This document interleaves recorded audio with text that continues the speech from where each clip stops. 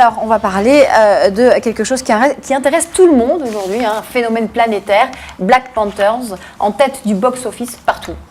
Effectivement, Nadia, plus de 2 mois après sa sortie aux États-Unis, Black Panther continue de conquérir les États-Unis et le reste du monde en enregistrant des records au box-office. Au-delà des chiffres, le film est un véritable phénomène outre-Atlantique, mais également en Afrique.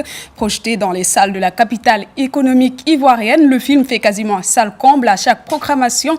Plus de détails dans ce reportage signé Moustapha Maïga et Romuald Dago. En Afrique francophone, c'est la Côte d'Ivoire qui a obtenu la primeur de la diffusion du film Black Panther. En février dernier, pour la présentation officielle dans la capitale économique ivoirienne, de nombreuses personnalités ont effectué le déplacement. Ce soir, vous pourrez le constater, nous sommes devant l'une des 3 salles du studio Majestic à Abidjan pour la dernière diffusion du film en Côte d'Ivoire. Je vous invite à nous suivre pour retrouver les super-héros de Black Panther.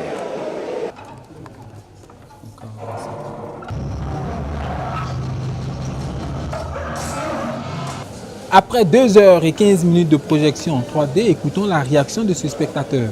J'ai aimé beaucoup parce que ça sentait typiquement africain.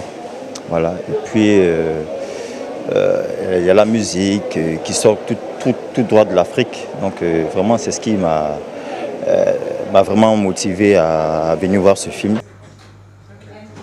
Qui sont ces cinéphiles tant fans de Black Panther? De prime abord, on aurait dit des juniors, des enfants auraient été intéressés, mais non, ce sont des adultes qui ont lu les BD étant plus jeunes, des pères, des mères, des adolescents, des enfants. Vraiment, on a toutes les catégories de personnes, tous sexes confondus et tous âges confondus. On a à ce jour fait plus de 25 000 entrées, ce qui n'est pas négligeable. Black Panther a été exceptionnellement projeté pendant 2 mois dans les salles de cinéma de la capitale économique ivoirienne. Malgré cela, les cinéphiles semblent ne pas s'être suffisamment délectés de ce blockbuster. Alors, dites-nous, Awa, comment le roi du Wakanda est devenu aujourd'hui le roi d'Hollywood, franchement. Vous l'avez dit, Nadia, plus qu'un film de super-héros, la dernière production Marvel réalisée par Ryan Coogler est un véritable phénomène culturel mondial. Black Panther est ainsi le premier film qui possède une dimension sociétale du fait qu'il évoque des thèmes d'actualité dont le racisme, la colonisation et les violences contre les Afro-Américains, des thèmes abordés à travers le personnage d'Eric Killmonger, l'implacable Michael B. Jordan, qui a grandi aux États-Unis, loin du royaume protégé appelé le Wakanda. Alors justement, Awa, c'est quoi l'histoire du royaume du Wakanda dans ce film ? Alors Zineb, c'est avant tout l'histoire d'un pays africain qui domine toutes les nations du monde, mais dont nul n'a jamais entendu parler, car il se protège farouchement contre toute intrusion extérieure. Le Wakanda est ici un pays fictif imaginé en 1966 par Stan Lee et Jack Kirby, en même temps que leur super-héros noir baptisé Black Panther, ou T'Challa, qui est appelé à revenir au royaume, prendre sa place sur le trône du Wakanda. C'est donc une sorte de territoire mythique symbolisant une Afrique fantasmée vide de toute colonisation et qui cacherait d'immenses réserves. Une nation africaine aussi ultra technologique. C'est d'ailleurs ce qui fait de ce film une révolution dans le monde du cinéma.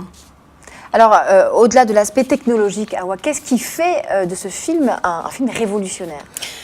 Alors, on peut dire aujourd'hui que si Black Panther est à ce point révolutionnaire, c'est d'abord parce qu'il est le premier film Marvel consacré à un héros africain avec un casting à 99% afro-américain. Le film fait ainsi voler en éclat plutôt l'un des théorèmes hollywoodiens qui établit comme règle que les films dont les vedettes sont afro-américaines ne fonctionnaient pas au box-office. Un film avec également une touche très sénégalaise, vous savez, avec la voix de Baba Mal, le grand artiste chanteur, qui y retentit de façon nette et authentique au rythme du tama. C'est un instrument musical purement sénégalais qui retentit dans ce film, mais il faut le dire aussi, en plus d'être un film qui fait la part belle aux héroïnes, Black Panther rend un grand hommage aux cultures africaines et afro-américaines dans l'Amérique de Trump, marquée aujourd'hui par le mouvement militant afro-américain qui symbolise les violences et le racisme, notamment Black Lives Matter. Merci, Awa. Merci à vous, Nadia. Ce phénomène